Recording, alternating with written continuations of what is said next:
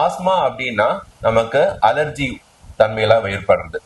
So வந்து சின்ன சின்ன விஷயங்கள், தூசி, புகை, நெடி, சாம்பிராணி, ஊதுபத்தி, கொசுவத்தி, சென்ட், பெர்ஃப்யூம், அப்புறம் இண்டஸ்ட்ரியில இருக்கிற இந்த மாதிரி சின்ன சின்ன விஷயங்களால நமக்கு ஒவ்வாமை ஏற்பட்டு அலர்ஜி ஏற்பட்டு வர்றதுதான் பிராங்கியல் ஆஸ்மா.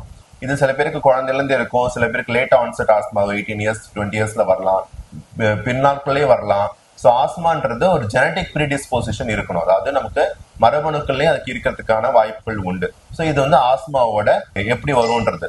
சிஓபிடி பாத்தீங்க அப்படின்னா அது வந்து மெயினா நாக்ஷியஸ் ஸ்டிமுலை, அதாவது புகை, தூசி புகையில வர்றது மெயின். சோ அதனால நமக்கு மூச்சு குழாயில ஏற்படுற பாதிப்புனால வர வீசிங் வந்து சிஓபிடியில வரும். இது மெயினா யாருக்கு வரும்னா ஸ்மோக்கர்ஸ், சிகரெட், பீடி இதெல்லாம் பிடிக்கிறாங்கல்ல, ஸோ இந்த மாதிரி பேஷண்ட்ஸ்க்கு கண்டிப்பா சிஓபிடி வரும். ஸோ இது மோஸ்ட்லி வந்து எல்டர் ஏஜ் குரூப்ல தான் வரும்.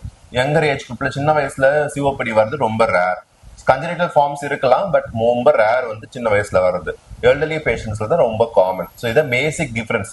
ஒன்னு ஆஸ்மான்றது ஒவ்வாமைனால வருது, சிஓபிடின்றது வந்து மெயினா ஸ்மோக்கிங்னால ரிலேட்டட் வருது. ஸ்மோக்கிங் மட்டுமா அப்ப லேடிஸ்க்கு வருமா வராதா நம்ம இந்தியன் பாப்புலேஷனை பொறுத்த வரைக்கும் அப்படின்னு கேட்டோம்னா, லேடிஸ்க்குல பயோமாஸ் எக்ஸ்போஷர், அதாவது கரி அடுப்பை யூஸ் பண்ற லேடிஸ், இன்னும் கிராமத்துல நிறைய பேர் கரி அடுப்பு யூஸ் பண்ணிட்டு இருக்காங்க, அவங்களுக்கு சிஓபிடி வரதுக்கு நிறைய வாய்ப்பு இருக்கு. ஸோ அந்த புகையில அவங்க ஊதி ஊதி அந்த புகையெல்லாம் உள்ள போகும்போது சிஓபிடியா அது மேனிஃபெஸ்ட் ஆகும். ரெண்டு பேருக்கும் சிம்டம்ஸ் எப்படி இருக்குன்னு பாத்தீங்கன்னா, காஃப், இருமல் இருக்கும், சளி இருக்கும், மூச்சு வாங்குறது இருக்கும், வீசிங் இருக்கும். இதெல்லாமே ரெண்டு பேருக்கு காமனா இருக்கக்கூடிய விஷயங்கள். அதாவது இப்போ வந்து சில பேருக்கு வந்து இந்த கிளைமேட்ல இந்த மாசங்கள்ல தான் குறிப்பிட்ட அந்த பிரச்சனை இருக்கிற மாதிரி இருக்கும். சில பேருக்கு ஒரு நாளுக்குள்ளேயே வேரியேஷன் இருக்கும். ஏர்லி மார்னிங் தான் சிம்டம்ஸ் இருக்கும், மற்றபடி டே டைம்ல நல்லா இருப்பாங்க. ஆஸ்மா பொறுத்த வரைக்கும் இட்ஸ் ஹைலி வேரியபிள் சிம்டம்ஸ் இருக்கும். சிஓபிடி அப்படி கிடையாது, இட்ஸ் பெர்மனன்ட் டேமேஜ். ஸோ வந்துருச்சுன்னா அவங்களுக்கு டேமேஜ் எப்பவுமே இருந்துட்டு தான் இருக்க போது.